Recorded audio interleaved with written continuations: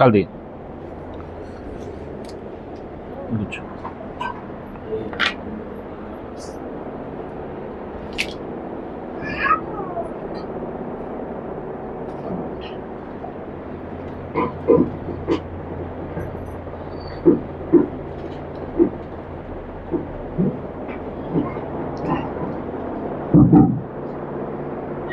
యేసుక్రీస్తు వారి పరిశుద్ధమైన నామములో ఈ యొక్క శుక్రవారం రోజు చేసినటువంటి సోదరులందరికీ సోదరులందరికీ వందనాలు. ఈ తరగతిలో మనం రోమిల రాసిన పత్రిక చదువుతూ ఉన్నాం. 8 అధ్యాయాలు పూర్తి చేసుకున్నాం. అంటే మొదటి 8 అధ్యాయాలు కూడాను ఒక సెట్గా మనం చెప్పుకున్నాం. ఈ రోమా పత్రిక చదువుతున్నప్పుడు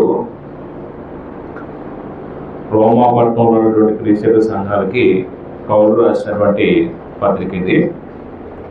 రోమా పట్టణంలో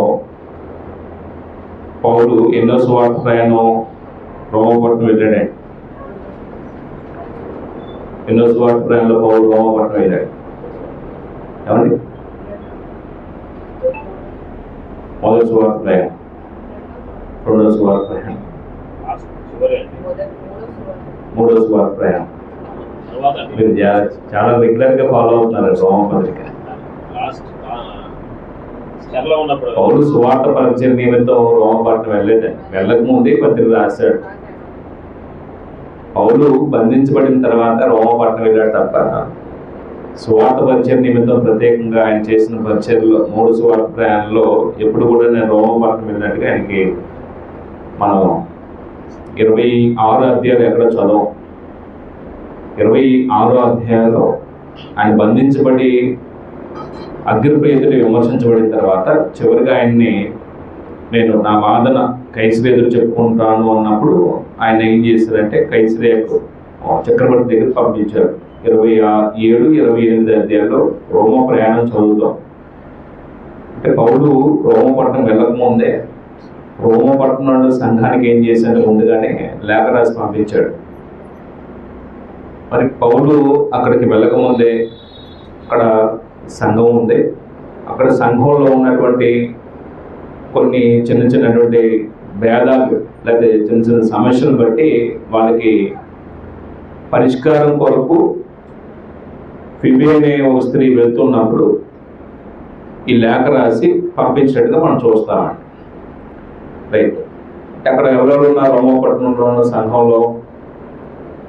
రోమపట్నంలో సంఘంలో ఎవరెవరు ఉన్నారు రక్షించబడిన వారిలో? యూదులో నుంచి క్రైస్తవులైన వారు ఉన్నారు, అన్నిలో నుంచి క్రైస్తవులు అయిన వారు ఉన్నారండి. అంటే ఎవరు ఉన్నారంటే ఎందుకు ఈ ప్రశ్న వేసారంటే అక్కడ సమస్య వచ్చినటువంటి పరిస్థితి మనం అర్థం చేసుకోవడానికి అసలు ఎవరున్నారు అక్కడ ఈ సమస్య రావడానికి అనేది మనం అక్కడ ఎవరున్నారని ప్రశ్న వేసుకున్నాం. యూదుల నుంచి రక్షించబడిన వారు ఉన్నారు, అన్యుల నుంచి రక్షించబడిన వారు ఉన్నారండి. అంటే మొట్టమొదట అక్కడికి సువార్త ఎలా ఎదురుండిద్ది? బహుశా పెంతెకోస్తు పండుగ రోజున ప్రపంచంలో ఉన్నటువంటి 17 దేశాల నుంచి వచ్చినటువంటి వారు ప్రాముఖ్యంగా మనం అపోస్తలుల 2వ అధ్యాయం చదివినప్పుడు 17 దేశాల ప్రాంతాల నుంచి వచ్చిన వారు రోమా ప్రవాసులైన వారు, రోమా పట్టణం నుంచి వచ్చిన వారు కూడా కొంతమంది ఉన్నారు. వాళ్ళు సువార్త విని రక్షించబడిన తర్వాత తిరిగి రోమ్ వెళ్ళిపోయారండి. అంటే కొంతకాలం అక్కడే ఉండి తిరిగి వాళ్ళ ప్రాంతాలు వెళ్ళిపోయిన తర్వాత వాళ్ళు చేసిన పని ఏంటంటే వాళ్ళు నేర్చుకున్నటువంటి సువార్తను ఏం చేశారు, కొంతమందికి ప్రకటించారు. వాటి ద్వారా ఆ ప్రాంతాలు ఏమైనా సంఘాలు విస్తరించినాయి. అంటే యూదులు మొదట కన్వర్ట్ అయినప్పుడు ఎవరి యొక్క ప్రాబల్యం, ఎవరి యొక్క అధికార డామినేషన్ లేదు. మొట్టమొదట సంఘాల్లో యూదుల యొక్క డామినేషన్ ఎక్కువ ఉంటుంది. అంటే యూదులు మొదటి సభ్యులు కాబట్టి వాళ్ళే సంఘం యొక్క క్రమాన్ని, పరిపాలన విధానాన్ని, సంఘం లేదా నిర్ణయాలు తీసుకోవాలనుకుండా యూదులే ఈ కార్యక్రమాలన్నింటినీ నడిపించుకుంటూ ఉండేవాళ్ళు. కాబట్టి యూదులు సువార్త ప్రకటించినప్పుడు అన్యులు కూడా ఏం చేయబడి ఉంటారంటే రక్షించబడి ఉంటారండి. అప్పుడు క్లౌడియన్ చక్రవర్తి కాలంలో ఆయన ఇచ్చినటువంటి ఆజ్ఞ ఏంటంటే యూదులందరూ రోమ్ విడిచి వెళ్ళిపోవాలని ఆజ్ఞ జారీ చేసినప్పుడు మనకి అలాగ వచ్చిన వారిలో మనకు ఒక దంపతులు తెలుసు బాగా, రోమపట్నంలో ఉన్నటువంటి యూదులు క్రైస్తవులైన వారు కూడా వాళ్ళు జాతి పరంగా చూసినప్పుడు యోధా జాతి వారే కాబట్టి వాళ్ళు కూడా బయటకు వచ్చారు. ఎవరంటే వాళ్ళు అకులోపిస్తులు గారు. పౌలు ఎక్కడ కలుసుకున్నారు? ఎన్నో సువార్త ప్రయాణం కలుసుకున్నారు. రెండో సువార్త ప్రయాణం, మూడో సువార్త ప్రయాణం, 18వ అధ్యాయం, 18వ అధ్యాయం 23, మూడో సువార్త ప్రయాణం ప్రారంభమైంది 24. రెండో సువార్త ప్రయాణంలో పౌలు అకయ ప్రాంతం వస్తాడండి. కొరింథీకి వచ్చినప్పుడు కొరింథీలో కలుసుకుంటారు, రైట్? అప్పుడు యూదులు ఆ ప్రాంతంలో లేరు, అన్నిలో సంఘంగా కొనసాగుతూ వస్తూ ఉన్నారు.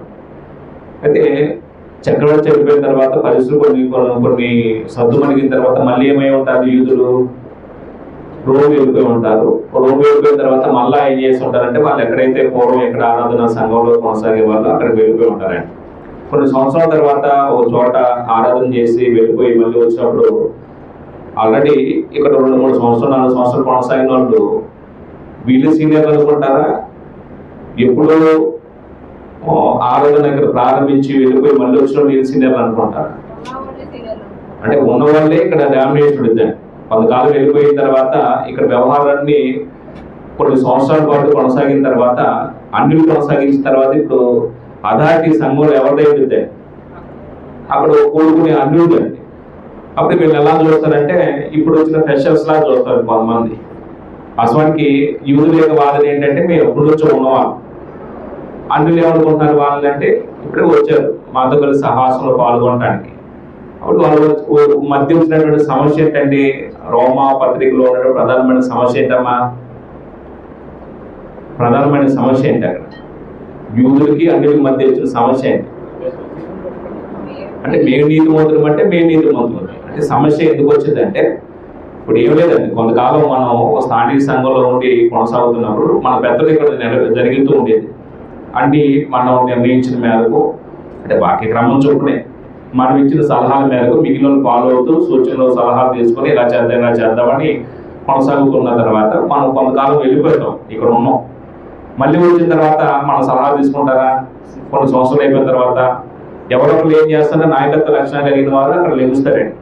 వాళ్ళు కొంచెం సంఘంలో లీడర్షిప్ చేస్తూ కొంచెం బలంగా పనిముట్లుగా పనిచేస్తున్నప్పుడు వాళ్ళ యొక్క ఆధ్వర్యంలో సంఘం నడిపించబడుతుంది కాబట్టి వాళ్ళ సూచన మేరకు నడిపించబడుతూ ఉంటారు.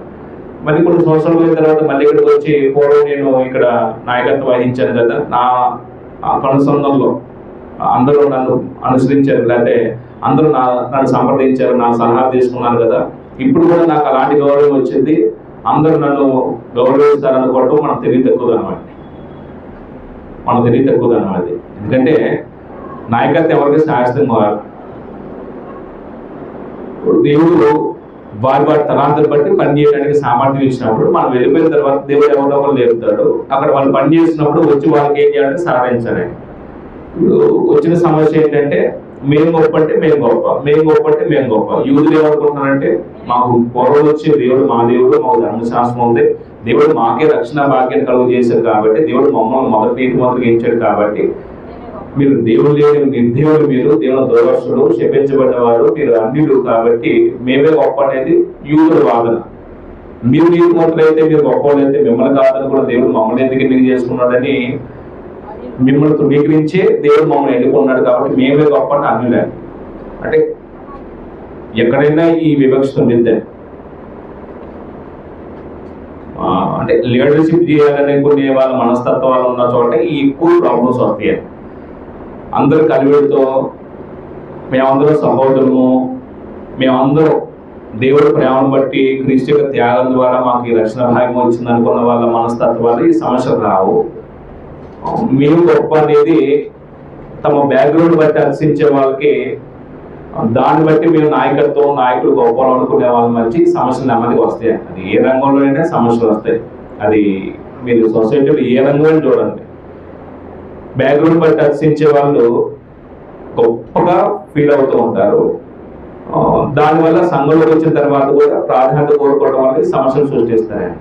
కాబట్టి పౌరులు వాళ్ళ మధ్య చిన్న సమస్య, చిన్నదైనా సరే ఒకరి మీద ఒక హర్షించడం అనేది ఆత్మ సంబంధంలో ఉండేదా, శరీర సంబంధంలో ఉండేదా?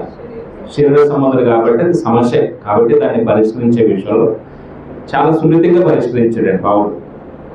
దానికి ఆయన హబక్కు గ్రంథంలో నుంచి ఒక థీమ్ తీసుకున్నాడు. మనం చెప్పుకున్న 2వ అధ్యాయంలో 17వ వచనం, నీతిమంతులు విశ్వాస మూలంగా జీవించిన విషయాన్ని థీమ్గా తీసుకొని మొదటి 8 అధ్యాయాలు కూడాను దేని గురించి చర్చించాడంటే ఎవరి నీతిమంతులో చర్చించాడు.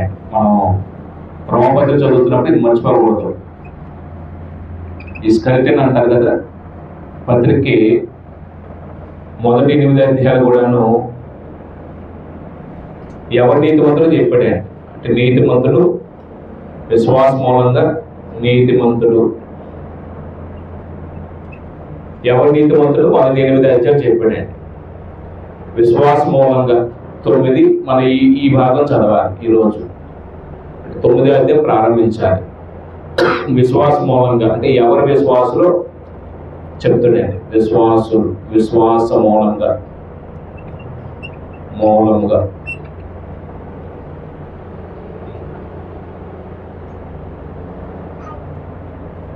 12-16 అధ్యాయాలు జీవితాల గురించి మాట్లాడతాడు. నీతిమంతులు విశ్వాస మూలంగా జీవించును అంటే ఒక వ్యక్తి నీతిమంతుడు ఈ విశ్వాస మూలంగా నీతిమంతుడు తీర్చబడితే ఎలా జీవిస్తాడు ఈ భాగంలో చెప్తాడు. అసలు ఈ నీతిమంతుడు అనే కాన్సెప్ట్ పౌలు చెప్పాలనుకుంది ఏంటంటే మొదటి భాగంలోనే వాళ్ళ ప్రాబ్లం ఏంటంటే నేను నీతిమంతుడిని, నేను గొప్పవాడిని అన్నిలో వచ్చేస్తున్నారు, యూదులు వచ్చేస్తున్నారు. అంటే మొదటి అధ్యాయంలో ఆయన ఎలాగ ఎంపిక చేసుకున్నాడు అంటే అన్ని జనులు దేవుని గురించి సత్యాన్ని అడిగించి తమ దుర్ని చేత మనుషులు నైతికంగా ఏమైపోయారు, పతనం అయిపోయారు. అంటే అన్ని జనులు పాపం చేసినప్పుడు పాపుల్ని దేవుడు నీతిమంతులు అంటాడా? అండు. కాబట్టి అన్నిటి రక్షించడానికి అవకాశం లేదు అని మొదటి అధ్యాయంలో చెప్పేసాడు. 2వ అధ్యాయంకి వచ్చిన తర్వాత యూదులు పాపులన్న విషయం చెప్పాడు. యూదులు పాపులన్న విషయం చెప్పినప్పుడు యూదులు ఎలా పాపం చేశారు, దేవుడు వారికి దేవుడు కదా, వారికి ధర్మశాస్త్రం ఉంది కదా. అంటే బాహ్యానికి ఉన్నటువంటి సున్నతిని గొప్పగా ఇచ్చారు తప్ప అంతరంగంలో స్వభావాన్ని ఏం చేయలేకపోతున్నారంటే మార్చుకోలేకపోతున్నాడు. ఆజ్ఞల్ని ఆచారంగా వచ్చారు తప్ప ఆజ్ఞల్ని జీవితానికి అన్వయించుకుని బ్రతుకులు ఏం చేసిన వాళ్ళు కాదు, మార్చుకున్న వాళ్ళు కాదు. కాబట్టి పేరుకి యూదుడా, నువ్వు యూదులను పేరు పెట్టుకున్న మాత్రాన్ని యూదులు కాదు. బాహ్యాన్ని పొందిన సున్నతిని పొందినంత మాత్రం నువ్వు యూదులు కాదు. అంతరంగంలో స్వభావాన్ని సున్నత అయితేనే నువ్వు యూదులు. కాబట్టి అంతరంగ స్వభావాన్ని మార్చుకుంటే నువ్వు అప్పుడు విశ్వాసవి. కాబట్టి నువ్వు ఆజ్ఞలు ఈ ఆజ్ఞలు ఇతరులు చెప్తున్నావు తప్ప నువ్వేం చేయలేదు, పాటించట్లేదు. కాబట్టి పాటించడానికి నువ్వు కూడా నీతిమంతుడేమీ కాదు. నువ్వు అన్నిటికీ నీవు చెప్తున్నావు, ఎలా ఉండొద్దు, నువ్వు ఏం చేస్తున్నావు, అది చేస్తున్నావు చెప్తున్నావు. మరి చెప్తున్నా నీవు దాన్ని ఏం చేయట్లేదు, పాటించట్లేదు. కాబట్టి నువ్వు నీతిమంతుడు కాదు, అన్యుడు నీతిమంతుడు కాదు, యూదుడు నీతిమంతుడు కాదు. 3వ అధ్యాయంలో ఏ భేదం లేదు, యూదుడే లేదు, అన్యుడే లేదు, అందరూ పాపం చేసి దేవుని గురించి మనం పొందలేకపోతున్నారనే విషయం చెప్పి అప్పుడు మనిషి పాప అయితే మరి ఏం చేస్తాడు, దేవుడు ఆయనతో సహవాసం చేయడానికి మనిషిని నీతిమంతుడుగా తీరుస్తున్నాడు. అది ఎలాగంటే ధర్మశాస్త్ర సంబంధమైన విధానంలో కాకుండా ఒక ధర్మశాస్త్ర సంబంధమైన విధానంలో నీతిమంతుడు తీర్చాడు అనుకోండి. యూదులు ఏం చేస్తారండి, అర్చిస్తారండి. మా ధర్మశాస్త్రం బట్టి నీతిమంతులు అవుతున్నాం, ధర్మశాస్త్రం మీకు గతిందని యూదులు అందరూ ఏం చేస్తుంటే అర్చిస్తారే.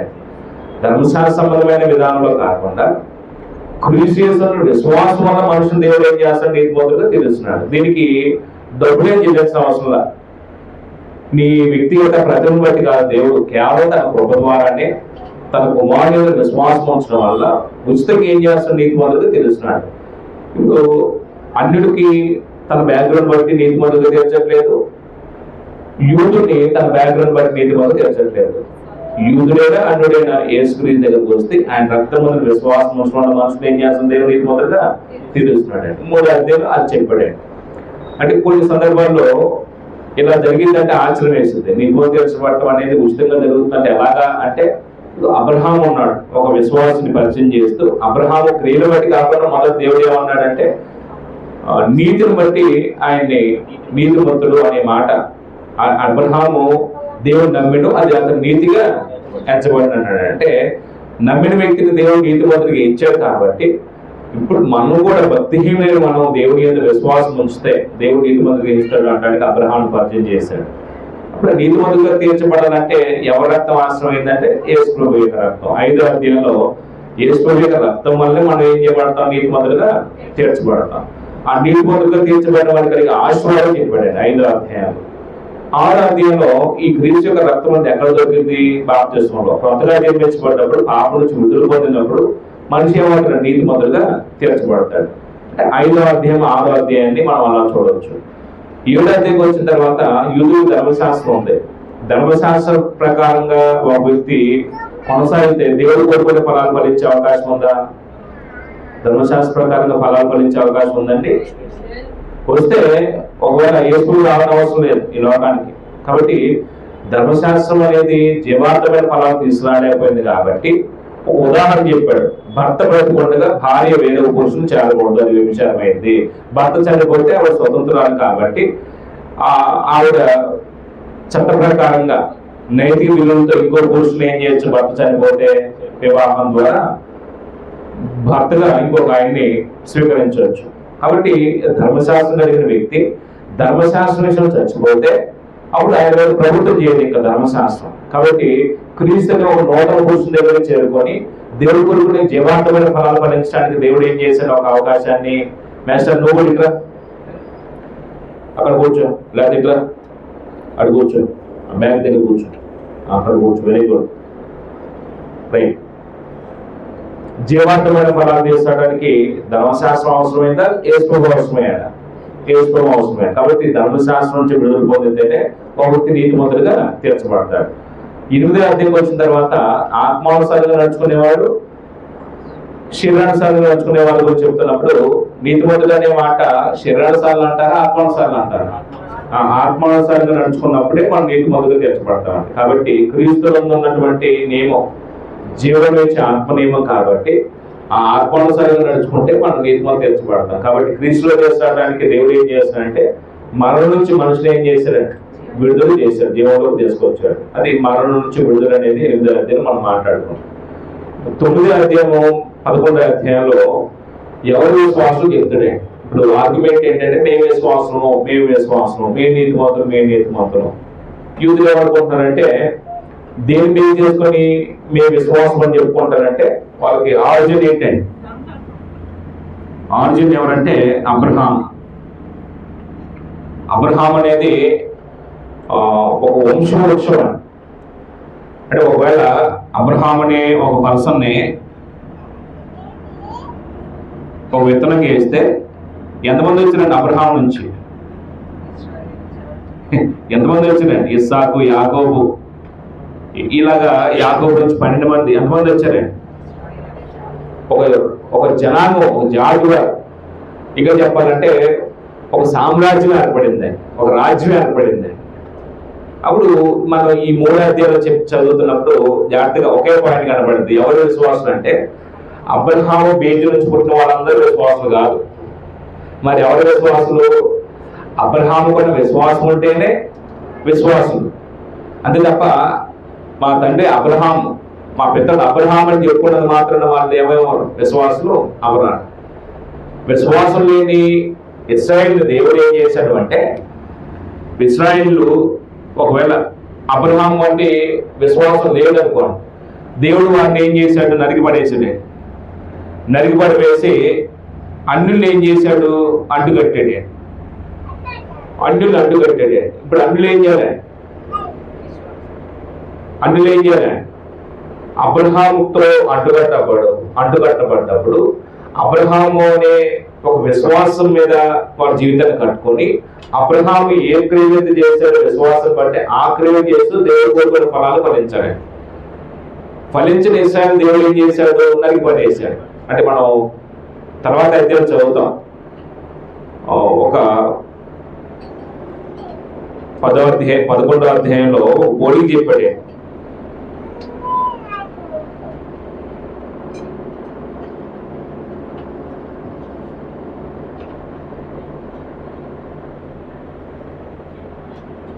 ఒక చిన్న సందర్భాన్ని ఇక్కడ జ్ఞాపకం చేస్తాను.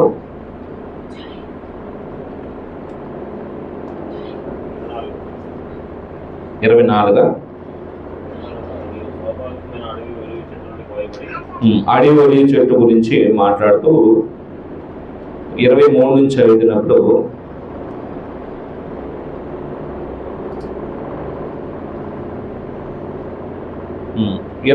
నుంచి వారును తమ అవిశ్వాసంలో నిలువలేకపోయిన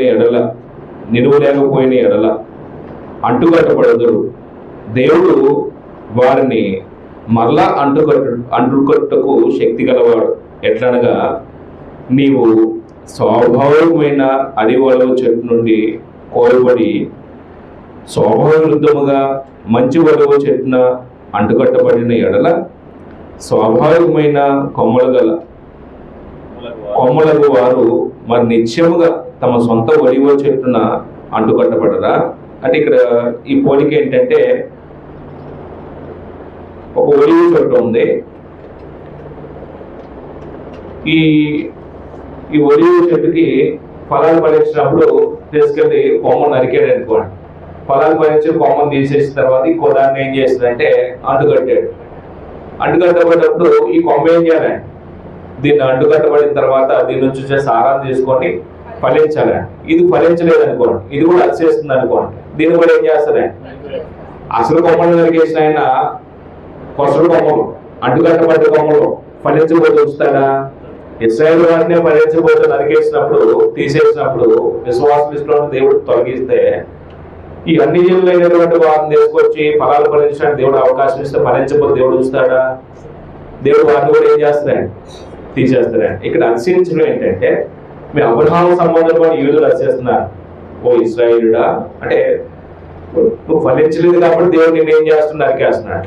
అన్నిటితో ఏమంటాడంటే పౌలు, ఫలించని ఒరిజినల్ చెట్టుకున్నటువంటి కొమ్మల్ని నరికేసినప్పుడు అడ్డుకట్టబడిన మీరు ఫలించబోతే మిమ్మల్ని మాత్రం ఉంచుతాడా? ఏం చేస్తాడు? దేవుడు నరికివేస్తాడు కదా. అంటే అందరు విశ్వాసం కాదు. ఎవరు విశ్వాసం అంటే అబ్రహాముకున్న విశ్వాసం ఉంటేనే విశ్వాసమే. ఆ విశ్వాసం లేకపోతే దేవుడు వారిని ఎలాగో చూడండి విశ్వాసులుగా చూడండి. ఒకటి వాళ్ళు చెప్పుకోవచ్చు, మేము విశ్వాసం అని. యేసు కాలం అంతా యూదుల యొక్క వాదన ఏంటంటే, మేము దేవుడి రాజు సంబంధులు, మేము దేవుడి పిల్లము అని అతిశయం అండి. అంటే నువ్వు అతిశయిస్తున్నావు, కానీ దేవుడు చెప్పాలి నిన్ను గురించి, నువ్వు దేవుడి సంబంధమే, దేవుడి రాజు సంబంధమే, దేవుడి రాజు పోవడం అనే విషయాన్ని నువ్వు చెప్పుకోకూడదు. నీ గురించి ఎవరు చెప్పాలి? దేవుడు చెప్పాలి. 9వ అధ్యాయంలో 9-10 అధ్యాయంలో ఇశ్రాయేలు రక్షణ కొరకు పౌరుకున్నటువంటి ఒక వ్యాధిని చెప్తున్నాయి. ఆయనకు ఉన్నటువంటి ఒక తీవ్రమైనటువంటి వ్యాధిని ఏంటో, వాళ్ళు ఎందుకు రక్షించబడలేకపోయినారో 9-10 అధ్యాయంలో ఎవరు విశ్వాసులు, ఒరిజినల్ విశ్వాసులు ఎవరో ఈ విషయాన్ని మనం ఈ అధ్యాయంలో కొద్ది జాగ్రత్తగా చదువుదాం. మనం ఈరోజు 9వ అధ్యాయం ప్రారంభించుకుందాం. 9వ అధ్యాయము 1-3 వచనాల్లో, 9వ అధ్యాయము 1-3 వచనాలు ఒకసారి చదువుకున్న తర్వాత మనం దాన్ని వివరించుకునే ప్రయత్నం చేద్దాం.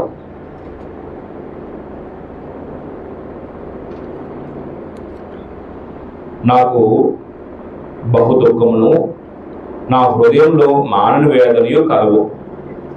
క్రీస్తునందు నిజమే చెప్పుచున్నాను, అబద్ధం అవట్లేదు. పరిశుద్ధాత్మ యందు నా మనసాక్షి నాతో కూడా సాక్ష్యం ఇచ్చున్నది. సాధ్యమైన ఎడల దేహ సంబంధులైన నా సహోదరుల కొరకు నేను క్రీస్తులో నుండి వేరే శాపగ్రస్తునే ఉండబోదును. ఈ 3 వచనాల్లో మనకేం కనిపిస్తుంది?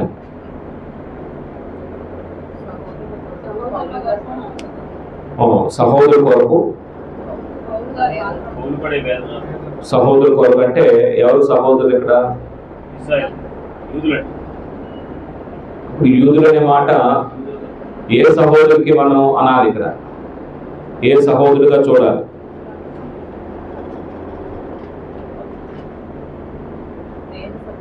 అక్కడ ఒక పదం చెప్పాడండి, నేను చదివిన మాటలోనే, దేహ సంబంధమైన నా సహోదరుల కొరకు అన్నాడు. అంటే దేహ సంబంధమైన సహోదరులు వేరు, ఆత్మ సంబంధమైన సహోదరులు వేరే. దేహ సంబంధులు అంటే భౌతికంగా ఒక తల్లి నుంచి వచ్చినటువంటి ఆర్జన్, ఒక తండ్రికి తల్లికి పుట్టినటువంటి ఒకే కుటుంబం నుంచి వచ్చినటువంటి నేపథ్యం, పిల్లలు ఇట్లాగా. ఇది దేహ సంబంధమైన సహోదరులు. ఎవరు రాస్తున్నాడు ఈ మాట? పౌలు ఎవరికి చెప్తున్నాడు ఈ మాట? యూదులు చెప్తున్నాడా? ఆత్మ సంబంధమైన సహోదరులు చెప్తున్నాడు. అది ఇక్కడ కనెక్షన్. రక్షించబడాల్సిందేమో దేహ సంబంధమైన సహోదరులు. అసలు పౌలు ఎవరు చెప్తున్నాడు ఈ మాటలో? ఆత్మ సంబంధమైన సహోదరులు చెప్తున్నాడు. ఇద్దరు ఉన్నారండి ఇక్కడ. రాసిందేమో ఆత్మ సంబంధ సహోదరులకి. ఎవరు చెప్తున్నాడంటే దేహ సంబంధ సహోదరులు చెప్తున్నాడు పౌలు. అంటే ఈ పేరాన్ని మనం ఒక మాట చేత కట్టు పెట్టుకున్నాం. పౌలు దేహ సంబంధమైనటువంటి సహోదరుల కొరకు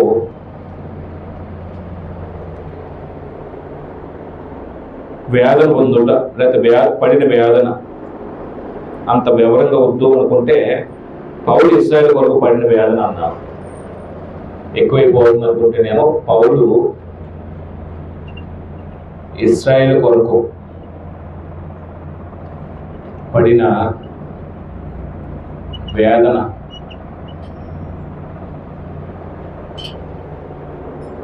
పౌలు ఇశ్రాయేలు కొరకు పడిన వేదన నాకు బహు దుఃఖమును నా హృదయంలో మానని వేదనయు కలవు. నాకు బహు దుఃఖం,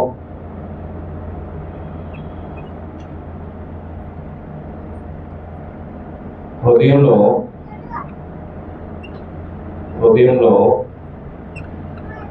మానని వేదనయు కలవు. ఎందుకు దుఃఖం? ఎందుకు హృదయంలో మానని వేదన ఉందండి? అంటే మానే వేదన ఉంది, మానని వేదన ఉందండి. అంటే మానే వేదన ఏమో ఒకవేళ మనం పొరపాటున ఒక నిప్పురవ్వ వచ్చి మన దేహం మీద పడినప్పుడు అది చాలా పెయిన్ఫుల్గా ఉంటుంది, చాలా బాధ. అది మనం ఏదైనా ఆయింట్మెంట్ రాసుకునే కొద్దీ ఎంత కాలింది బొబ్బైనా సరే కొంతకాలానికి ఏమైతే ఆ వేదన కొంతకాలానికి మానిపోయిందండి. ఇది మానేది కాదండి, మానని వేదన కాదు. ఎక్కడ పుట్టింది ఈ వేదన అనేది? పై చర్మం మీద, లోపల హృదయంలో చర్మం మీద ఏమో ఏదైనా క్రీమ్ రాసుకుంటే ఆ వ్యాధి నుంచి, నొప్పి నుంచి ఏదైనా మెడిసిన్ వేసుకుంటే తగ్గిద్దండి. కానీ ఇది అలాగా పెయిన్ రిలీఫ్ ఎక్కడ కలుగుతుందంటే, ఎక్కడ వస్తుంది ఆ వేదన అంటే హృదయంలో మానని వేదన. దేని కొరకు అంటున్నాడు ఇక్కడ? దేహ సంబంధమైన సహోదరు కొరకు. క్రీస్తునందు నిజమే చెప్పుచున్నాను, అబద్ధం అవట్లేదు అన్నాడే. అంటే ఈ పదాలు ఏమని సూచన చెప్తున్నాయండి మనకి? అంటే నేను క్రీస్తునందు నిజమే చెప్తున్నాను, అబద్ధం అవట్లేదు అనే పదం ఏం సూచిస్తుంది? మొదటి వచనంలోనేమో 3వ వచనాన్ని మనసులో పెట్టుకొని చదివినప్పుడు తన స్వజనుల పట్ల, దేహ సంబంధమైనటువంటి సహోదరుల పట్ల ఆయనకు ఉన్నటువంటి ప్రీతి ఏంటో చెప్తుందండి ఆ వచనాన్ని. అవును కాదండి? బహు దుఃఖము, మానని వేదన కలదన్నప్పుడు గంభీరంగా చెప్తున్నాడు. అది అబద్ధం కాదు. కొన్ని సందర్భాల్లో మనం పొడి మాటలు చెప్తామండి, నువ్వు అంటే నాకు ఎంత ఇష్టం అంటామండి. నిజం కాదండి. నేను నిజంగా ప్రేమిస్తాను నిన్ను అంటామండి. అది నిజం, అది హృదయం నుంచి రాదండి. మొగస్థుతి కొరకు ఏం చేస్తామండి? నువ్వంటే చాలా ఇష్టం అంటామండి. నువ్వు లేకపోతే నేను ఉండలేను అంటామండి. నువ్వు లేకపోతే ఏ పని జరగదు అంటామండి. దేని కొరకు చెప్తామండి ఆ మాటలో? దేని కొరకు చెప్తామండి ఆ మాటలో? మొగస్థుతి కొరకు చెప్తామండి. పౌలు మొగస్థుతి కొరకు చెప్తున్నాడు ఈ మాటలో? మొగస్థుతి కొరకు కాదండి. అంటే ఇక్కడ క్రీస్తునందు నిజమే చెప్తున్నాను అన్నప్పుడు గంభీరంగా చెప్తున్నాడు సత్యాన్ని. అంటే ఒక స్వార్థుడు చెప్పే మాటలు ఎంత సత్యంగా ఉండాలంటే ఎవరిని ముందు పెట్టి చెప్పాలండి ఏదైనా మాట్లాడుతున్నప్పుడు? దేవుణ్ణి, క్రీస్తుని, పరిశుద్ధాత్మని. అంటే మనం మాట్లాడుతున్నప్పుడే పొడి మాటలు మాట్లాడతాం. దేవుడు సాక్ష్యం పెట్టినప్పుడు, యేసుని సాక్ష్యం పెట్టినప్పుడు, పరిశుద్ధాత్మ సాక్ష్యం పెట్టినప్పుడు అబద్ధం మాట్లాడే ఛాన్స్ లేదండి. ఒకవేళ అబద్ధికుడు అయితే మాత్రం ఇంకా అంతకన్నా ఉగ్రతను సమకూర్చుకోండి ఇంకోటి ఉండదా? ఎవరైనా దేవుడి మీద ఉంటేసి అబద్ధం ఆడుతున్నాడంటే ఇంక అంతకన్నా పాపాన్ని మూడగలుపుకోవడం ఇంకేముంటుంది చెప్పండి? కాబట్టి క్రీస్తునందు ఏమంటారంటే, క్రీస్తునందు నిజమే చెప్తున్నాను, అబద్ధం ఆడట్లేదు అంటే అబద్ధం ఆడే వాళ్ళు ఉంటారు, పొడి మాటలు చెప్పేవాళ్ళు ఉంటారు, ఇష్టం లేకపోయినా ఇష్టం ఉందని చెప్పేవాళ్ళు ఉంటారు. అప్పుడు నీ కొరకు నేను ఎంత కష్టపడకుండా కూడా కొన్ని సందర్భాలు నీ కొరకు చాలా కష్టపడ్డాను, నీకు అది చేశాను నేను నువ్వు చూడలేదు కానీ నీ కొరకు ఎంత ప్రయాసపడ్డానని చెప్పేవారు ఉంటారు. పౌలు పొడిపడి చెప్పట్లేదండి ఇక్కడ. నాకు దుఃఖము హృదయంలో వేదన అనే మాట చెప్పి క్రీస్తునందు నిజమే చెప్పుచున్నాను, అబద్ధం ఆడలేదు. అప్పుడు ఎవరైనా సాక్ష్యం పెడుతున్నాడు పౌలు అంటే పరిశుద్ధాత్మయు, 2 నా మనస్సాక్షి నాతో కూడా సాక్ష్యం ఇచ్చున్నది అన్నాడండి. పరిశుద్ధాత్మని ఒకవేళ మనస్సాక్షిని బేస్ చేసుకొని చెప్పిన మాటల్లో కొన్ని మనస్సాక్షిని కొంతమంది తోసే చెప్తారండి. మనస్సాక్షి చేసే పని ఏంటండి? ఫ్రేమ్. మనస్సాక్షిని దేవుడు పెట్టినప్పుడు మనస్సాక్షి ఏ పర్పస్ అయితే మనలో పెట్టుంటాడు మనస్సాక్షిని. ఏమండి ఎప్పుడు గద్దేసినా అదేనా పని? మనస్సాక్షి పని ఏమా?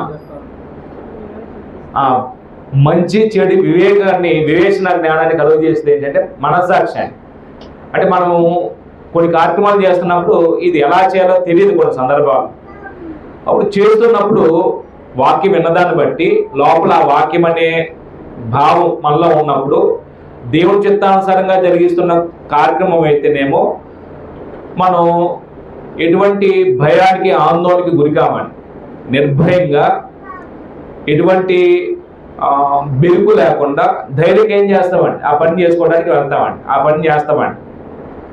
ఒకవేళ దేవుని చిత్తానికి వ్యతిరేకంగా చేయడానికి ఒకవేళ మన మనసు ప్రేరేపించినప్పుడు మన శరీర సమయం ఇచ్చని బట్టి దేవుని చిత్తానికి వ్యతిరేకంగా ఏదైనా కార్యక్రమాలు చేయడానికి కోరుకున్నప్పుడు మన అంతరంగంలో ఒక అలజడి లేచిద్దండి. మన మనస్సాక్షి మన మీద నేరారోపణ చేస్తూ ఉంటుందండి, దోషారోపణ గురి చేస్తూ ఉంటుందండి, ఒకలాంటి పశ్చాత్తాప భావన కలుగుతుంటుందండి. అలా కాదు, ఇలా కాదు, అలా కాదు, అయ్యో అయ్యో అనే ఒక వేదన కలుగుతుంటుంది దాని లోపల. ఈ స్ట్రగుల్ అందరిలో ఉండిద్దా? కొంతమందిలో ఉండిద్దా? అక్కడ మంచి చేస్తున్నప్పుడేమో సభాష్, ఎవరు చూడకపోయినా మన మనస్సాక్షి ఏం చేస్తాయి? ధైర్యంగా మనం చేస్తాం, నిర్భయంగా చేస్తాం, నిమ్మలంగా చేస్తాం. ఎటువంటి భయమో బెరుకు చీకు చింత ఎటువంటి ఆందోళన ఉండదు, ధైర్యంగా చేస్తాం. కాబట్టి ఎవరు చూసినా చూడకపోయినా మనస్సాక్షి మనకి మంచి ప్రత్యుత్తరం ఇస్తుంది కాబట్టి మనం ధైర్యంగా ఉంటామండి. ఎవరు చూడకపోయినా కొన్ని సందర్భాల్లో దేవుని చిత్తాన్ని వ్యతిరేకమైన కార్యక్రమం చేయడానికి కోరుకున్నప్పుడు మాత్రం అజలు వేసిద్దండి మన అంతరంగంలో. దొరికిపోతానేమో, ఎక్కడ పట్టుబడిపోతానేమో, ఒకలాంటి దోషలోపణ గురవుతుంటుందండి. ఇది ఎవరు చేసే పని ఏంటంటే మనస్సాక్షి. ఎందుకంటే దేవుని చిత్తాన్ని వ్యతిరేకం చేస్తున్నాం కాబట్టి కొన్ని సందర్భాలు మనస్సాక్షిని అణిచివేస్తాం. తప్పు చేస్తున్నా సరే కొన్ని సందర్భాల్లో కొంతమంది ఏం చేస్తుంటే మనస్సాక్షిని అణిచివేస్తారండి. తిమోతి పత్రికలో చెప్తారు కదా పౌలు, వాత వేయబడి మనస్సాక్షి అంటాడు. అంటే మనస్సాక్షి కూడా కొన్ని సందర్భాల్లో ఏం చేస్తామంటే వాతేస్తామండి, అంటే కాల్చుకుంటాం. దాన్ని ఏం చేస్తామంటే కఠినపరుచుకుంటూ ఉంటాం. కఠినపరుచుకున్నప్పుడు మనస్సాక్షి ఏమని ప్రత్యుత్తరం వేస్తే? తప్పుని ప్రత్యుత్తరం వేస్తా, రైట్ అని ప్రత్యుత్తరం వేస్తా? తప్పుని ప్రత్యుత్తరం వేస్తా. తప్పు ఒప్పుడు విశేష జ్ఞానం ఉండదండి. వివేచన జ్ఞానం కోల్పోతాం మనిషి. తప్పు చేస్తూ కూడా ఏమనుకుంటామంటే అందరు చేసేదే కదా, మన పరిస్థితులు సాధించట్లేదు కదా, మనం బ్రతకాలి కదా, మరి కాస్తైనా కాస్త చేయాలి కదా, తప్పదు కదా అని ఏం చేస్తామంటే ఈ దూరంలో నెగిటివ్ సెన్స్లోకి వెళ్ళిపోయి మనం సమర్థించుకొని అందరు చేసేదేలే, ఎవరు చేయింది కాదు ఇది అనే కోణంలో సమర్థించుకుంటామండి. అంటే మనస్సాక్షి అప్పుడు కొన్ని సందర్భాల్లో వాత వేయబడింది అయితే దాన్ని మనం ఫాలో అవ్వకూడదండి. ఎప్పుడైనా దేవుని వాక్యాన్ని పక్కన పెట్టుకొని అది దేవుని చిత్తమా కాదని ప్రామాణికంగా తీసుకొని మనం చేయాలి తప్ప మనస్సాక్షి చెప్పింది కదని కొన్ని సందర్భాల్లో చెడు ప్రత్యుత్తరాన్ని కూడా మంచిగా మన మనస్సాక్షిని అణుచుకొని కొన్ని సందర్భాల్లో తప్పులోకి వెళ్ళిపోతాం. అలా ఉండకూడదండి. రోమపత్రిక 2వ అధ్యాయం చదువుకున్నాం. మనస్సాక్షి వారి మీద తప్పిదం ఒకదాని మీద ఒకటి మోపుతున్నా సరే కొంతమంది ఏం చేస్తున్నారు, ఒంటికి అలాగనే చేస్తారండి. తప్పని మోపినా సరే వాళ్ళు ఏం చేయరండి, దాన్ని దిద్దుకోరండి. ఒకదాని మీద ఒకటి తప్పిదం మోపబడుతున్నా మనస్సాక్షిని అణిచివేసుకొని వాత వేయబడిన మనస్సాక్షి కలిగిన వారే తప్పిదం మీద తప్పిదం చేసుకుంటూ వెళ్తారండి. అందుకే దేవుడు క్రీస్తు యొక్క రక్తంలో బాప్తిసం పొందినప్పుడు దేని శుద్ధి చేశాడండి? మన మనస్సాక్షి శుద్ధి చేశాడండి. క్రీస్తు యొక్క రక్తం చేసిన పనుల్లో పని ఏంటంటే ప్రోక్షింపబడినటువంటి హృదయాలతో నిర్మలమైనటువంటి మనస్సాక్షి కలిగిన ఇచ్చే ప్రత్యుత్తరం దేవుని సన్నిధికి చేరడానికి మనస్సాక్షిని ఏం చేసింది? క్రీస్తు యొక్క రక్తం శుద్ధి చేసిందండి బాప్తిసం. అంటే మనస్సాక్షి మంచి ప్రత్యుత్తరం వేస్తున్న పౌలుకి మనస్సాక్షి వివేచన జ్ఞానం కలుగు చేసే విషయంలో వాక్యం పనిచేస్తే పరిశుద్ధాత్ముడు ప్రేరేపిస్తాడండి. పరిశుద్ధాత్ముడు ఆయన గురించి ఏం చేస్తున్నాడండి?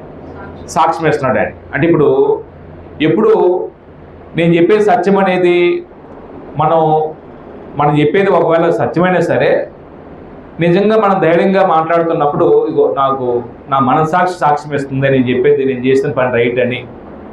నేను ఒకవేళ మనం ఎవరికైనా ఏదన్నా మన గురించి మనం చెప్తున్న కార్యక్రమం సత్యమని చెప్పడానికి నా మనస్సాక్షి చెప్తుంది, పరిశుద్ధాత్మ కూడా చెప్తున్నాడు అనేది పౌలు చెప్పినటువంటి మాట నుంచి మనం సత్యం చెప్తే ఒకవేళ ధైర్యంగా మనం ఎవరైనా నమ్మించడానికి మనం చెప్పే మాటలో ఈ రెండు బేస్ చేసుకొని ఉండాలండి. సత్యం ఉండాలి మనం చెప్పే దాంట్లో.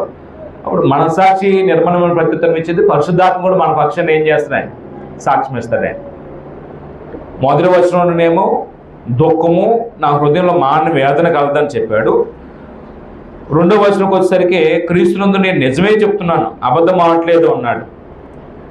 దేవుడు సత్యవంతుడు కాబట్టి దేవుని సంబంధమైనటువంటి జీవితాన్ని జీవించే ఏ మనిషి కూడాను మాట్లాడే మాటలో అబద్ధాన్ని దొరికించకూడదండి. మనసులో ఒకటి పెట్టుకొని పైకి ఒకలాగా ఏం చేయకూడదని మాటని బల్లించకూడదండి.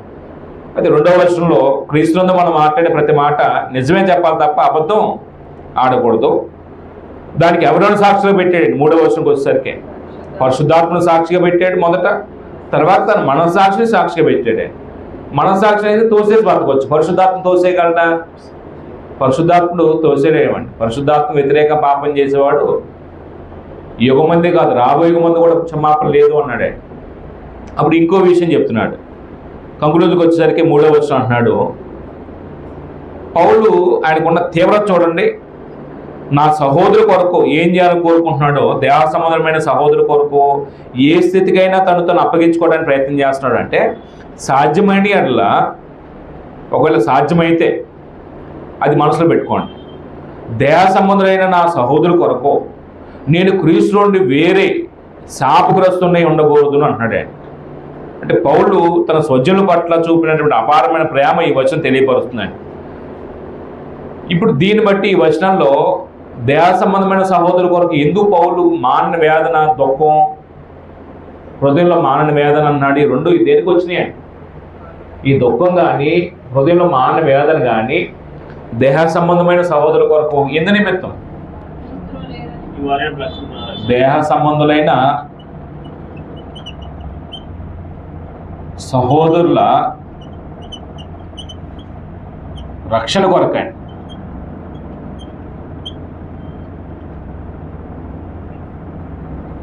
అంటే అక్కడ చెప్పలేదండి. అంటే ఎందుకు దుఃఖం అనేది మొదటి వచనం చెప్పాడా? చెప్పలేదండి. క్రీస్తునందు నేను నిజమే చెప్తున్నాను, అబద్ధం ఆడలేదు అన్నాడు. దానికి పరిశుద్ధాత్మ సాక్షి అయి ఉన్నాడు, నా మనస్సాక్షి సాక్ష్యమై ఉంది. అప్పుడు ఏ విషయంలో పౌలుకి దుఃఖం కలుగుతుంది, ఏ విషయంలో పౌలుకి మానవ వేదన కలుగుతుంది అంటే, నా సహోదరుల కొరకు నేను క్రీస్తు నుండి వేరే శాపగ్రస్తులు ఉండకూడదు. అంటే ఈ వచనాల యొక్క సారాంశం పౌలు యొక్క అంతరంగంలో ఏముందో ఆ వచనాలు చెప్తున్నాడండి. వాళ్ళకి రక్షణ లేదు, రక్షించబడలేదు అనే విషయాన్ని పౌలు వ్యక్తపరుస్తున్నాడండి.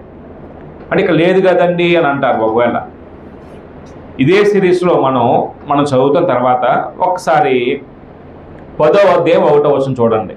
అక్కడ లేదు కదండి రక్షణ అనే మాట, వాళ్ళు రక్షించబడాలనే కోరుకోవటం పౌలుకి అంతరంగంలో ఉంటే మనం ఎలా తెలుసుకోవాలండి అది అని ఒకవేళ మనకు అర్థం కాకపోతే ఒకసారి తర్వాత అధ్యాయం 1వ వచనం చూడండి. సహోదరులారా, ఎవరితో మాట్లాడుతున్నాడు? ఆత్మ సంబంధ సహోదరులతో మాట్లాడుతున్నాడు. రైట్. క్రీస్తు యొక్క సంఘానికి లేఖ రాశారు కాబట్టి సంఘ సభ్యులతో మాట్లాడుతున్నాడు, ఆత్మ సంబంధ సహోదరులతో. ఇశ్రాయేలు రక్షణ పొందవలనండి నా హృదయాభిలాషయు, వారి విషయమై నేను దేవుని చేయి ప్రార్థన ఉన్నవి. అంటే ఈ వచనాన్ని మనసులో పెట్టుకుంటే పౌలు దేని విషయంలో దుఃఖపడుతున్నాడు? దేని విషయంలో? హృదయంలో మానని వేదనగా మిగిలిపోయిందండి, రక్షణ కొరకండి. అది మనం 10వ అధ్యాయం 1వ వచనం అక్కడ రాసుకోండి మీరు. అంటే స్వజనుల రక్షణ విషయంలో పౌలుకి మనసు ఉందండి, రక్షించబడాలి నా సహోదరులు, దేహ సంబంధమైన సహోదరులు అందరూ రక్షించబడాలనే కోరిక ఉందండి. కోరిక ఉందా? కోరిక ఉందండి. ఇప్పుడు కోరిక ఉంది కాబట్టి ఏం చేస్తాడు పౌలు? ఒకటి ఇక్కడ నేను రాసుకున్న, అంటే మనం ఇక్కడ ఈ పాయింట్లో నీతి ఏంటంటే, నీతి మనం అర్థం చేసుకుంటే స్వజనుల రక్షణ, లేకపోతే స్వజనులందరూ రక్షించబడాలని కోరిక ఉండాలండి. స్వజనులందరూ రక్షించబడాలనే కోరిక ఉండాలి. రక్షించబడాలి అనే కోరిక ఉండాలి.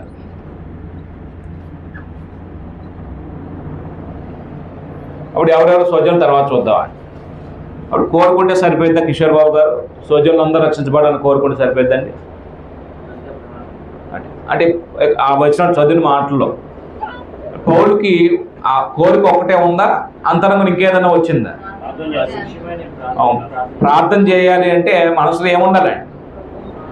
అది రావాలండి. మనిషి నాశనం అయిపోతున్నాడు, ప్రమాదం ఉండిపోయాడు, అతను బాగుపడాలని ఒకలాంటి వేదన హృదయంలో కలగాలండి.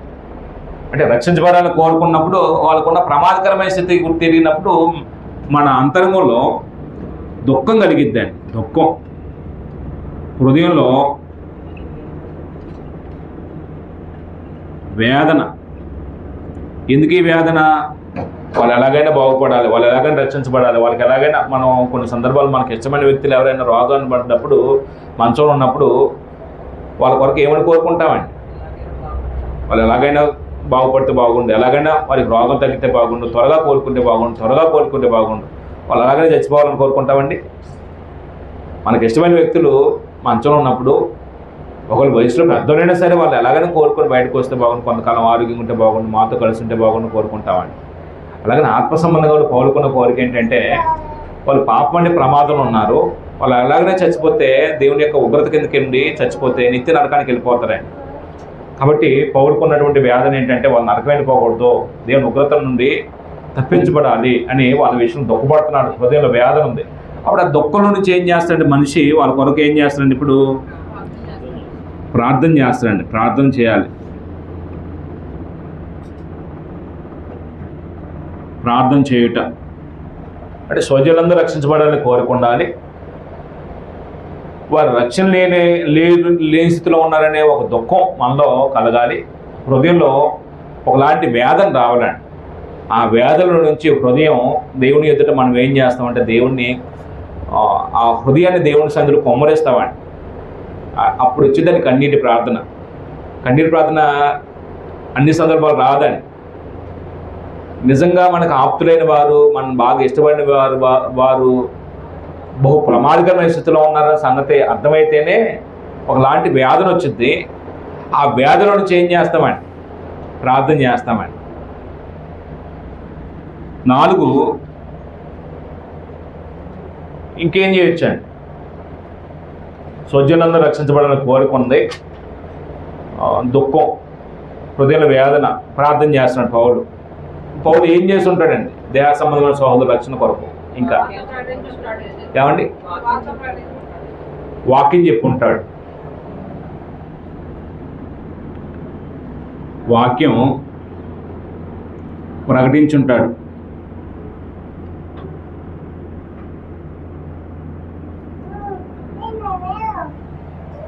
ప్రార్థన చేశాడు, వాక్యం ప్రకటించాడు, ఇంకేం చేసి ఉంటాడు?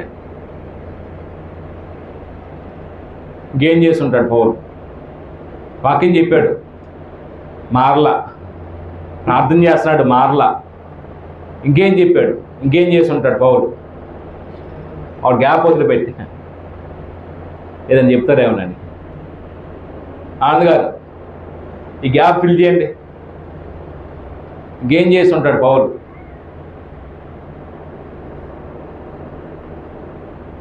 బైబిల్లో ఇద్దరు చెప్పారు ఆ మాట.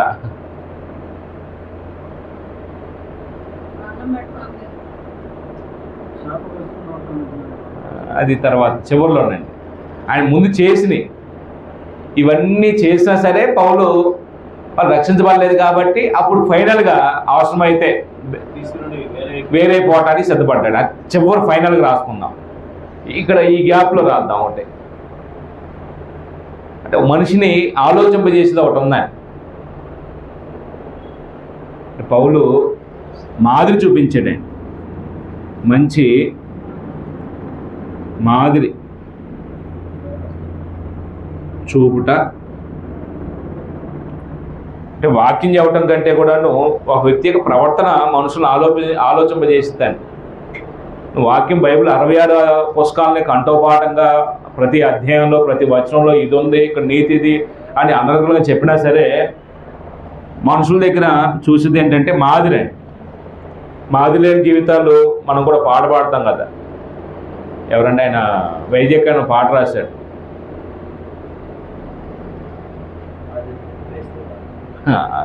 స్టార్టింగ్ ఏమంటారు? స్టార్టింగ్ ఏదో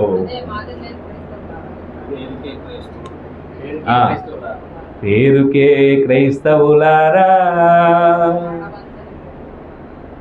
మాదిరి లేననే మాట ఒకటి ఉండిద్దండి ఆయన రాసినటువంటి పాటలో. పాట భావవ్యక్తంగా ఉండిద్ది, అందరూ ఆ పాటను ఇష్టపడరండి. రైట్. అంటే మాదిరి లేని క్రైస్తవ్యం అనేది ఎవరిని కూడా ఏం చేయదంటే ప్రభావితం చేయలేదండి. ఇంకా తర్వాత చివరిగా ఆయన తీసుకున్న నిర్ణయం ఏంటండి?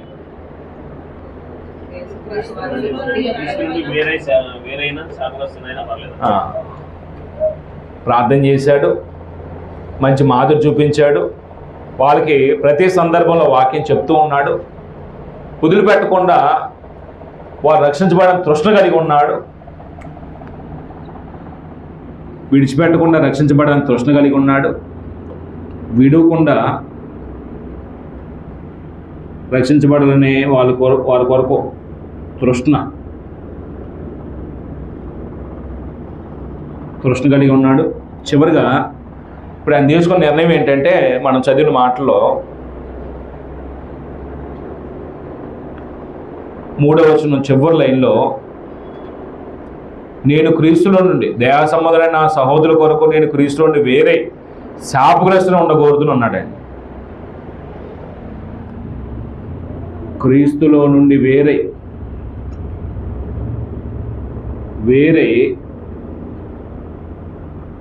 శాపగ్రస్తులు అవ్వకూడదును.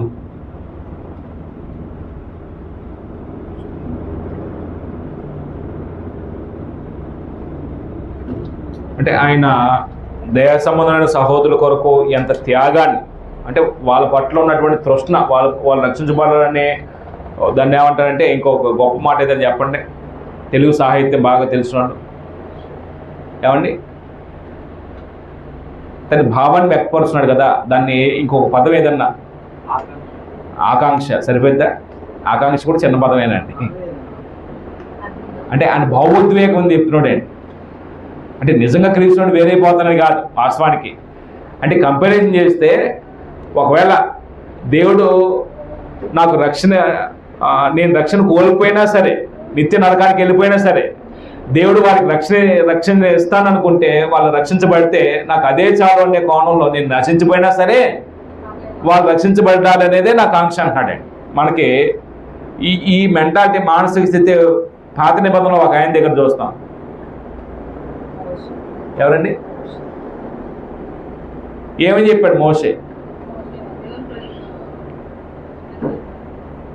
ఏమని చెప్పాడు మోషే? కాదా? మీరు చెప్పేది రైటే, కానీ ఏ మాటను బట్టి పౌలుకు ఉన్నటువంటి తీవ్రత ఆయనలో కూడా పాత నిబంధనలు చూస్తాం మనం.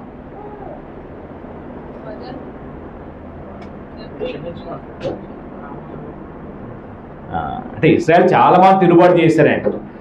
తిరుగుబాటు చేసే సందర్భంలో దేవుని యొక్క గ్రోత్ వచ్చిన ఒక సందర్భంలో అవసరమైతే జీవగ్రంథం నా పేరుని ఏం చేయమన్నాడండి, తుడిచేసే అంటాడండి.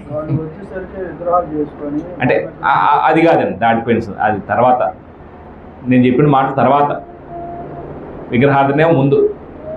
అంటే చాలా తప్పిదాలు చేశారు. దేవుడు కోపం వాళ్ళ మీద రగిలిపోతున్న సందర్భంలో ఒకసారి ఆయన అన్న మాట ఏంటంటే, జీవగ్రంథం నా పేరుని ఏం చేయమంటాడండి, తుడిచేయమంటాడండి. అంటే దేవుడు జీవగ్రంథంలో తుడిచేయమన్నాడు అనే మాట తట్టుకోలేకపోయాడు దేవుడు కూడా. నేను ఎవరి పేరు ఉంచాలో ఎవరి పేరు తీసేయాలో నాకు తెలుసు, నువ్వు మౌనం ఉండని మోషన్ కూడా ఏం చేశాడండి, ఖండించాడు దేవుడు. అంటే ఇక్కడ క్రీస్తుని బొత్తిగా వేరైన వ్యక్తి రక్షణలో ఉన్నట్ట, పోగొట్టుకున్నట్ట. రక్షణలో క్రీస్తు నుంచి వేరైతే ఇంక రక్షణ ఏముంటుంది అంటే రక్షణ లేని వాడికి పరలోకంలో స్థానం ఉండిద్దా? అంటే పరలోకాన్ని కూడా పోగొట్టుకునే పరిస్థితిని పోల్చుకుంటే దేహ సంబంధమైన సహోదరులకు ఎంత ప్రాధాన్యత ఇచ్చాడో చెప్తున్నాడండి పౌలు. అంటే అంతే తప్ప పరలోకాన్ని వద్దనుకోవటం కాదండి. ఇక్కడ 8వ అధ్యాయం చదువుకున్న క్రీస్తు ప్రేమ నుంచి, దేవుడి ప్రేమ నుంచి ఏది మనం వేరు చేస్తా అన్నాడండి. ఏదైనా వేరు చేసేది ఉందండి? ఏది వేరు చేసేది లేదు.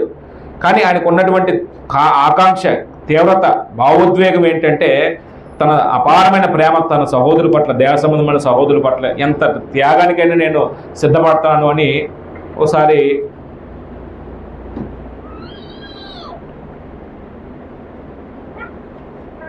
అది మనం గమనించవచ్చాను. క్రీస్తుని బొత్తిగా వేరు చేయబడుతున్నాం. ఇప్పుడు ఇక్కడ మనకు నీతి ఏంటండి? మనం దీన్ని బట్టి మనం ఏం నేర్చుకుని వెళ్దాం?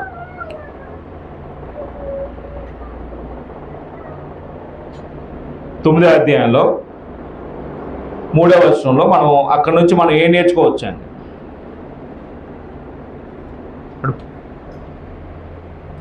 పౌలు దగ్గర స్వజనం రక్షించబడాలనే కోరిక ఉంది పౌలుకి.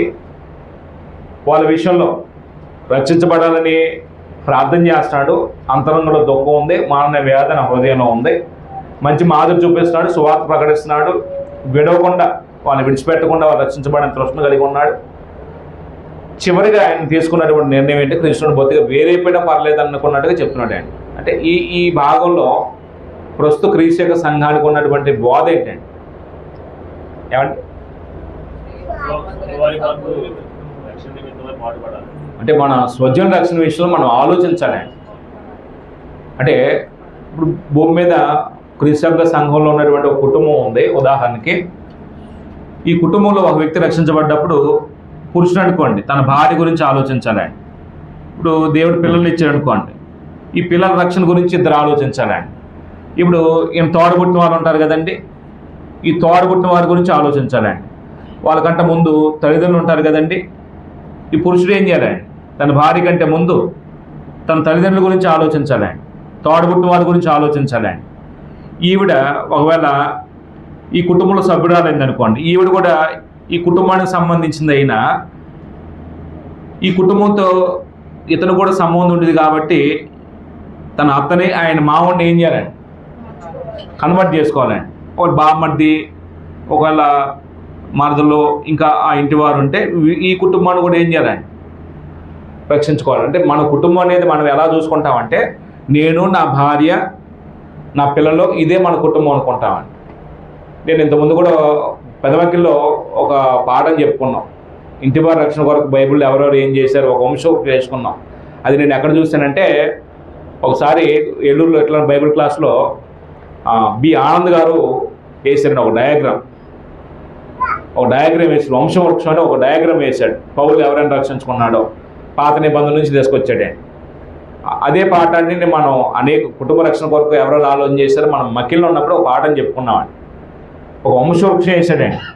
మన కుటుంబ సభ్యులు ఎవరెవరు అనేది 4 పాత్రలు వేసేసి, ఇట్లా ఒక పాత్ర వేసేసి ఎవరెవరని వేసేసి ఒక చెట్టు వేసాడండి ఆయన.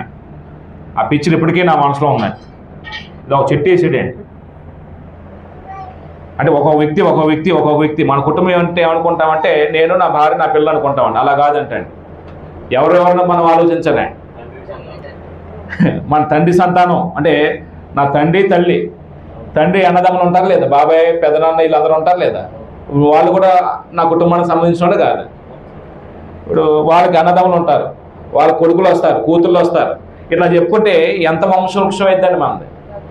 అంటే ఇప్పుడు మనుషులు ఏం చేస్తారంటే నా కుటుంబం అంటే ఇదిగో ఇంతవరకే కుటుంబం అనుకుంటున్నామండి. భర్త, భార్య, పిల్లలు, ఈ నలుగురే నా కుటుంబం అనుకుంటున్నామండి.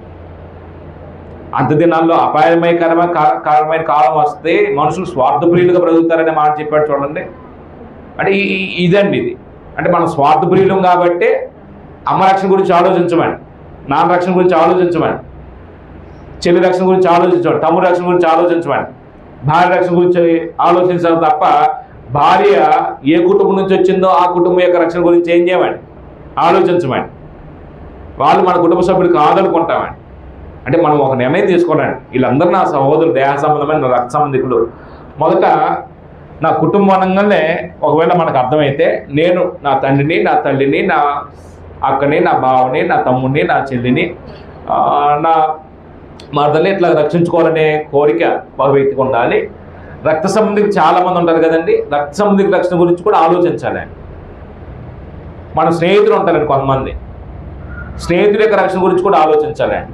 మన ఊళ్ళో ఉంటారండి, ఊరు వారి రక్షణ గురించి కూడా ఆలోచించాలండి. మన గ్రామం, మన పట్టణం, మన దేశం ఇట్లాగ ఆలోచన చేసినప్పుడు ఎంతమంది రక్షించాలండి, మన పాత్ర ఎంతమంది మీద ఉందండి.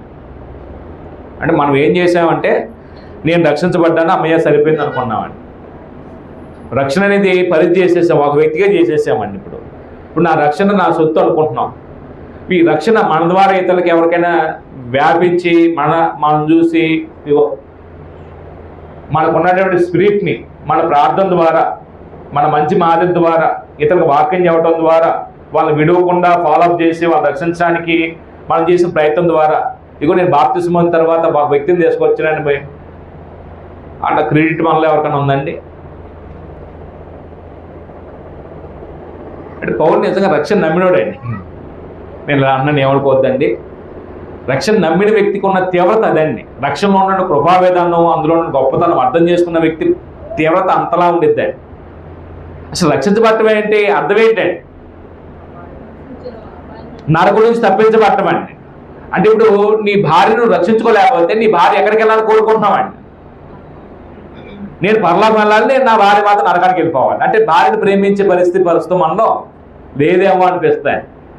ఇంకెంత దారుణం అంటే భార్య భర్తలు ఎంత రక్షించబడతారండి, పిల్లల రక్షణ గురించి ఆలోచించండి. మరి ఇప్పుడు దాని అర్థం చెప్పండి, నాకు అర్థం కాలేదు. ఓ తల్లిదండ్రులు రక్షించబడిన తర్వాత పిల్లలు రక్షించుకోలేదు, ఏ తల్లి అయినా తండ్రి అయినా. అంటే ఇప్పుడు రక్షణ లేని వారు ఎక్కడ ఉన్నారండి? సాతాను రాజ్యంలో ఉన్నారండి. సాతాను రాజ్యంలో ఉన్నటువంటి వారి యొక్క అంతిమ స్థితి ఏంటండి? నిత్య నరకం అండి. అంటే ఇప్పుడు నరకాన్ని నమ్మిన వ్యక్తినేమో ఒక తండ్రిగా తల్లిగా నమ్మితే ఏం చేయాలండి? వాళ్ళని నా కొడుకు నా కూతురు నరకానికి వెళ్ళిపోకూడదు, వాళ్ళు పరలోకం వెళ్ళే వాతావరణం తీసుకురావాలనే ఆ తీవ్రత ఉండాలండి. ప్రస్తుతం క్రీస్తు యొక్క సంఘాల్లో ఎక్కువ మందికి స్పిరిట్ ఉండట్లేదు. ఎంత దారుణం అంటే విశ్వాస భ్రష్టత్వం వల్ల ఏర్పడిన శాఖ ఉంటుందండి. ఒక వచ్చేసరికి జ్ఞానస్నానం ఇప్పించాలనే ఆ తీవ్రత ఉంటుంది తప్ప నిజంగా రక్షణ నమ్మిన వ్యక్తి ఆ రక్షణకరమైన జీవితాన్ని కొనసాగిస్తూ ఆ రక్షణ లేని వారికి ఏం చేయాలండి? ఆ రక్షణ సమాచారం ఇతరులకు చెప్పాలండి. ఒకటి మన ప్రయత్నం లోపం లేకుండా చేయాలండి. మొదటగా ఆ తీవ్రత ఉండాలి, ఇతరులు రక్షించబడాలి, నా సహోదరుని రక్షించుకోవాలి, నా సహోదరుని రక్షించుకోవాలి, నా మా అమ్మని రక్షించుకోవాలి, మా నాన్నని రక్షించుకోవాలి, నా చెల్లిని రక్షించుకోవాలి, నా తోడబుట్టిన వారు ఎవరైతే ఉన్నారో పేరు రాసుకొని ఇలా రక్షించుకోవడానికి నేను ఏం ప్రయత్నం చేశాను, ఎంత ప్రయత్నం చేశాను, ఆ ప్రయత్నంలో ఎక్కడ లోపం జరిగింది, దాన్ని ఎలాగ సరిచేయాలి, ఆ సరి చేసిన తర్వాత వాళ్ళని ఎలాగ రక్షణ మార్గంలో నడిపించాలి. ఈ తీవ్రత ఈ 6 స్టెప్పులు ప్రతి మనిషిలో ఉంటే మన ద్వారా ఒక ఆత్మ నేను ఏం చేస్తాం సంవత్సరంలో తీసుకొస్తామని. అంటే ఈ 6 ఏ ఒక్కటి మనం చేయలేకపోయినా మన ద్వారా ఒకళ్ళు కూడా ఏం చేయలేమండి, ప్రభు దగ్గర నడిపించలేమని. నాకు అర్థమైంది ఏంటంటే క్రీస్తుని పూర్తిగా వేరే పోవటం అనేది చిన్న విషయం కాదండి. అంటే ఎంత తీవ్రంగా దేశమైన సహోదర రక్షణ కొరకు పౌలు ఆలోచిస్తున్నాడో చూడాలండి. అది మానవ వేదన కాదండి, మానవ వేదన. ఇంకా నిద్రపట్టిద్దంటే మానవ వేదన ఉంటే మనం మాత్రం ఆరాధనలో కూడా నిద్రపోతామండి, మనం మాత్రం బైబిల్ క్లాస్లో కూడా నిద్రపోతామండి. అసలు ఆలోచన ఉండిద్దండి, ఆలోచిస్తే పౌరుకే మానవ వేదన అంటున్నాడండి. మనం అసలు ఆలోచిస్తాం కాబట్టి మనకు కడుపు నిండా భోజనం తింటాం, కంటి నిండా నిద్రపోతామండి. అంటే తినొద్దు నిద్రపోతాను కాదని చెప్తుంది. అంటే మనకి ఆ స్పిరిట్ రాలేదండి, నాకు రాలేదండి. నేను వచ్చిందని నేను పరిపూర్ణయ్యాని కాదని నేను చెప్తుంది. నాకు రాలేదు కాబట్టి నేను సుఖంగా నిద్రపోతున్నాను, కడుపు నిండా తింటున్నాను. నేను రోజుకెళ్ళి కనీసం 4 ముగ్గురికి వాక్యం చెప్పలేని దౌర్భాగ్యాన్ని 3 పూటలు మాత్రం ఏం చేస్తున్నాయండి? 3 పూటలు నిద్రపోవాలి, 3 పూటలు భోజనం చేస్తామండి. అప్పుడు కడుపు నిండా భోజనం చేస్తే ఏమొచ్చిందండి? కన్ను నిద్ర వచ్చిందండి. ప్రస్తుతం అలాంటి సేవకుల పని ఇదైందండి. ఇది ఎందుకు సువార్త పనికి వచ్చిందండి. మేము విశ్వవేగ సంఘాలు ఇంకెక్కడ డెవలప్ అవుతాయండి? కొంచెం ఏదన్నా నీతి నేర్చుకుందామండి, కొంచెం మనం దిద్దుబాటు కలిగి ఉండడానికి ఇష్టపడదామండి. మీ అందరికీ వందనాలు. పావు గంట ఎక్స్ట్రా తీసుకున్నాడు.